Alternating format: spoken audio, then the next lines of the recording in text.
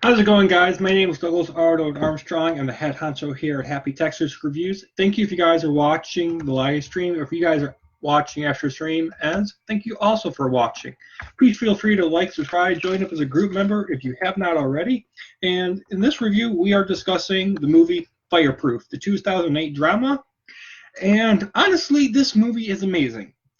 It does have a couple problems, which I will talk about, and but in general, this movie is awesome. I haven't seen this movie in 4 or 5 years before reviewing it for you guys today, and so it was awesome to see it. And I was like, hey, you know what? I remember this scene, and like I don't remember this, and it was funny because I haven't seen it in 4 or 5 years, so some of the jokes I had kind of forgotten that existed in this film, and that was a good thing. So I was laughing and having a very good time with everybody.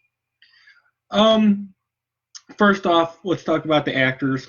There's so many, and we're going to talk about a couple. So we got Alex Kendrick, Kirk Cameron, and he was the guy that did the trilogy of the Left Behind movies. Kevin Bevel, and many, many more. There's a whole list. Um, I will say I like this film because it did one amazing positive thing. The best thing that this movie did, especially, was it launched future movies in Hollywood that could be done by the Kennedy brothers and many others. So it started up, Courageous, War Room, the God's Not Dead trilogy, and so many other movies that are done by Christian actors, directors, and producers in Hollywood that are high quality. And for that reason alone, it was awesome. It's a film made and acted by Christians, but not just for Christians to watch. This movie and its follow-ups that have come after it, they're meant for the entire world to watch. And you do not have to be a believer or a Christian to enjoy this film. You can watch it and be a non-believer or an atheist or whatever, and you can still enjoy it. The music in this movie is spectacular. The biggest thing, a couple things that it really deals with spectacularly also, is it deals with marriage problems. It deals with married men and their porn problem if they have one. It proves that people are not perfect, and in order for your marriage to succeed, you need God in your marriage. One big problem, and this is personal opinion, you can disagree with me if you want to, but my personal opinion is that in order for marriage to work in this entire world, this world needs God. And in the past decade or so, I truly believe that we are falling and falling and falling farther away from God, and we're being more sucked into social media, using technology more and more, communicating less with people, and it's driving us not only farther away from each other, but it's driving us farther away from God. Now you might be saying, well, Doug, Facebook is social media.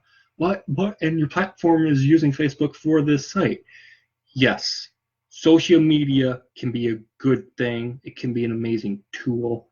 Unfortunately, the majority of people uses YouTube, Facebook, Twitter, whatever other platform that you use. They use it for the wrong purposes, the wrong reasons. They're addicted to it.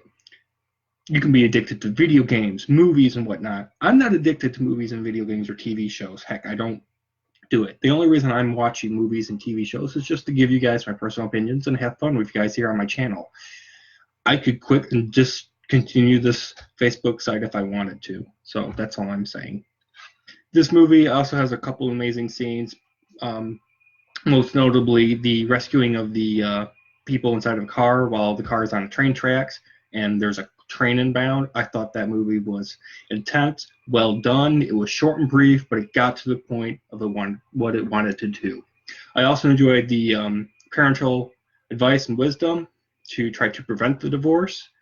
The grandpa ends up giving his son the 40-day marriage recovery book, and that kind of is the launching point for the main purpose of the movie. And also, I also love the Wrath of God hot sauce challenge, that whole scene and what it, evolves into and whatnot in the movie was just really funny. I thought that was one of the best jokes I've seen in the movie in a long time.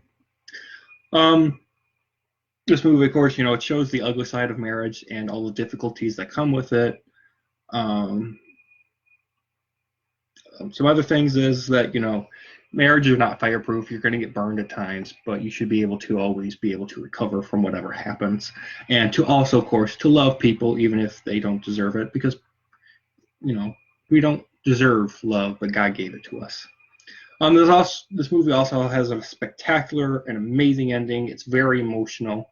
And of course, you guys are going to know, I highly encourage you guys to watch it. It's a movie that you guys will enjoy watching over and over again. So I highly encourage you guys, get it on DVD and Blu-ray, watch it, rewatch it. It's worth your money, worth your time and your effort. But this movie does have, unfortunately, a couple problems. First of all, destroying the computer to defeat the porn addiction is kind of stupid. All you have to do is just shut it off and never turn it on again and never go to those sites. The destruction of the computer system in order to get rid of the porn addiction by Kirk Cameron was just a little bit of an exaggeration. I understand the point of it, but I was like, okay, that thing cost some money. Like, don't just destroy it because you're getting rid of your addiction. Like, just shut it off and be done.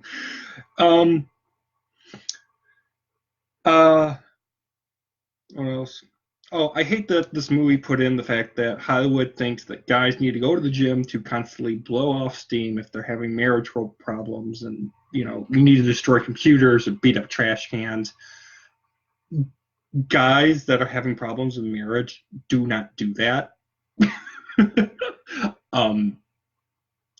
They are not as vocal as that. They don't go around trying to destroy things. I don't know why this movie and other movies that we've reviewed and seen in the past, like War Room, thinks that men need to beat up things in order to relieve stress. I don't do that. I just yell and scream when I'm playing video games with my mic off so no one hears me. But in my mind, I think someone's hearing me because I have my mouthpiece near my mouth while I'm playing video games. That's my stress relief if I'm having a problem in life.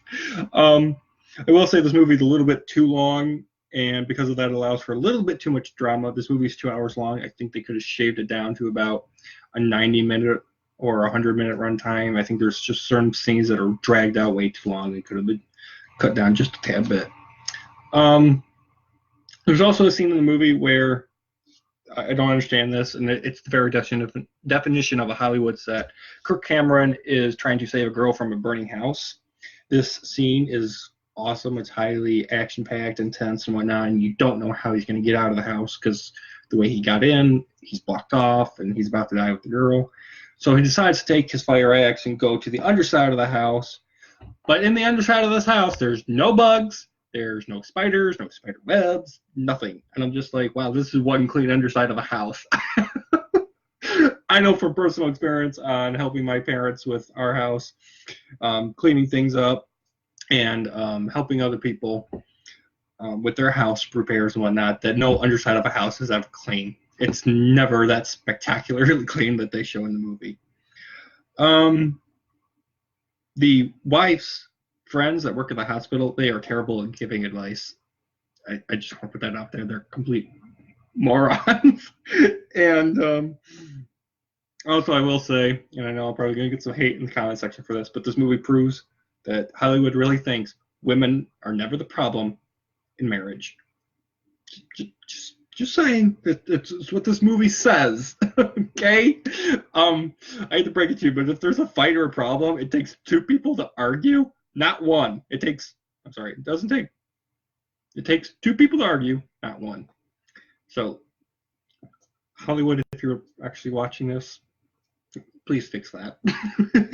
Overall, though, still, I'm going to give Fireproof a 9.5 out of 10. Thank you very much for watching, guys. I'm going to be doing my Mom's Night Out review, and we'll see you guys in my next video. Have a good one, guys. Peace out.